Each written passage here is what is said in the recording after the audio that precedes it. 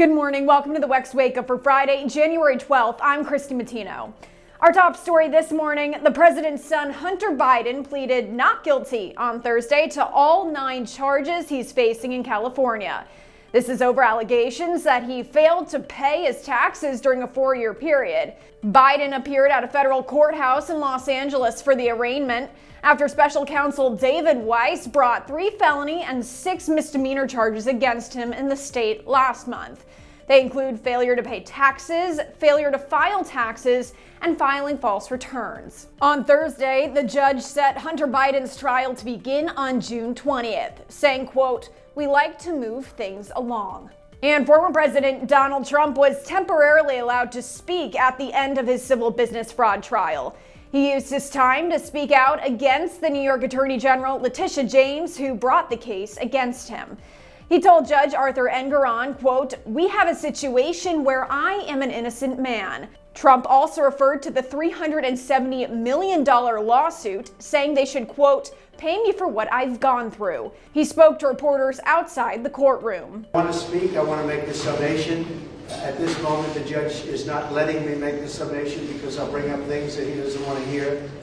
And it's a very unfair trial. Nobody's seen anything like it. James also spoke to reporters on Thursday. This case has never been about politics or personal vendetta or about name calling. This case is about the facts and the law. And Mr. Donald Trump violated the law. Engoron is slated to deliver a ruling in the case before the end of the month. And former United Nations Ambassador Nikki Haley beat Florida Governor Ron DeSantis in a new Iowa poll on Thursday, surpassing him to reach second place ahead of the state's caucuses next week. Our Samantha Jo Roth is on the ground and has a full report. We are just days away from the Iowa caucuses, and Nikki Haley is making her final push.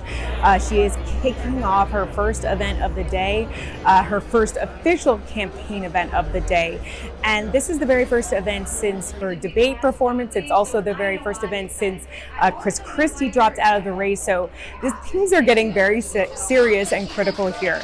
Now, Haley is now appearing to rise in the polls. There was a poll out this morning that showed her up here in Iowa, but of course we are still waiting, holding out for that Iowa poll, which is usually a very good indicator of what happens here in the Hawkeye State. For now, we are reporting in Ankeny, Iowa. Samantha Jo Roth for the Washington Examiner.